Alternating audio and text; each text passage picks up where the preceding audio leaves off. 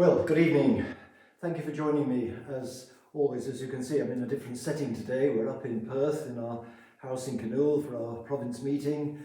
Just to say it's gone well in spite of a difficult journey of 10 hours, which Father Andrew and I had on Monday.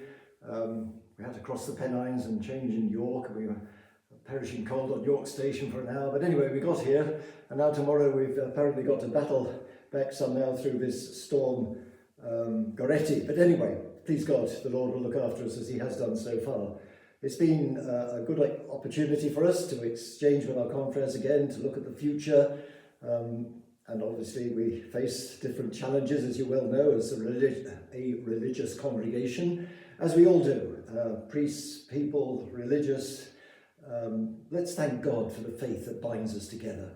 And the knowledge that Jesus is with us. And you know, we get those moments of inspiration. Well, I had one. I'd only just arrived here, at least we'd gone up after supper, and I was about to pop down because we just have a drink to catch up with the news with the confreres from different parts of the country before going to bed.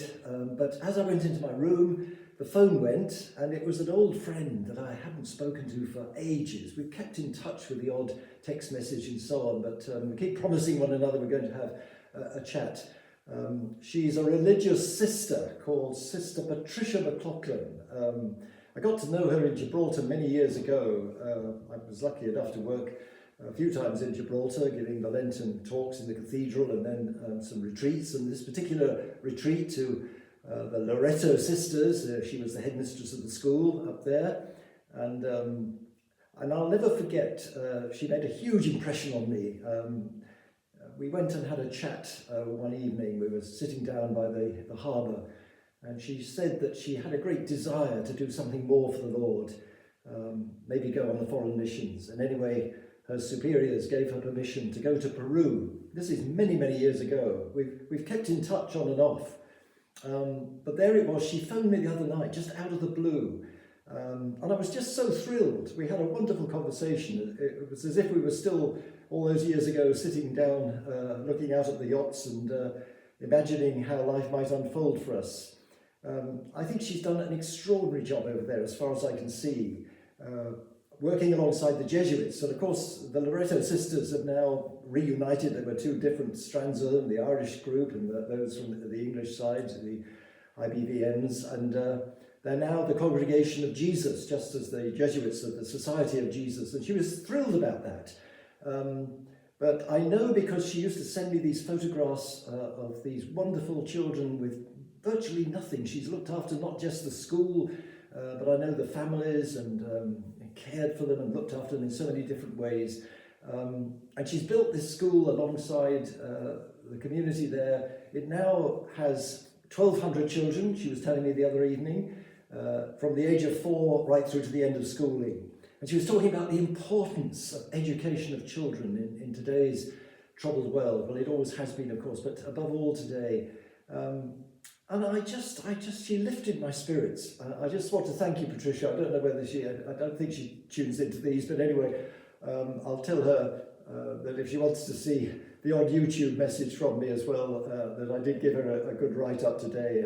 I would ask you to pray for her. I'll never forget that when she was completing, as they do, the Jesuit program of what they call the tertianship, when they make that final decision to commit themselves to the Lord for the rest of their lives, she'd come back to Britain to prepare for that commitment. And she came over to England. She's from Northern Ireland originally, and we met up. And she brought this beautiful pottery chalice, which the people she was working with had made as a gift to me. And I treasured that gift. And indeed, whenever I say Mass for the children, the school children, I use that chalice and I talk to them about Sister Patricia. I was telling her this the other night on the phone. I said, we pray for your children. And I love that sense of the unity of the church across the world, that we are united in prayer. And that's why it's so important when we do reflect that we think of the church universal, and of course the church in the kingdom of heaven, because this week we had the feast of St. John Neumann, who was Bishop of Philadelphia. He only 46, I think I'm right in saying, when he died. But he made such an impression that there's a great shrine to him there, and he was eventually canonized. And indeed, I was in Rome for his canonization in 1977. So we ask the saints to pray with us. We ask our Blessed Lady, our Mother of Perpetual Succour, to pray with us. And we have that great sense of belonging to the Lord, belonging to one another. So with that message, let's thank God for this new year and pray that he will continue to bless all our efforts. So there we are. We've got a special mass in a few moments' time to celebrate our jubilarians. So I better get to that and say good night and God bless. And thank you for tuning in.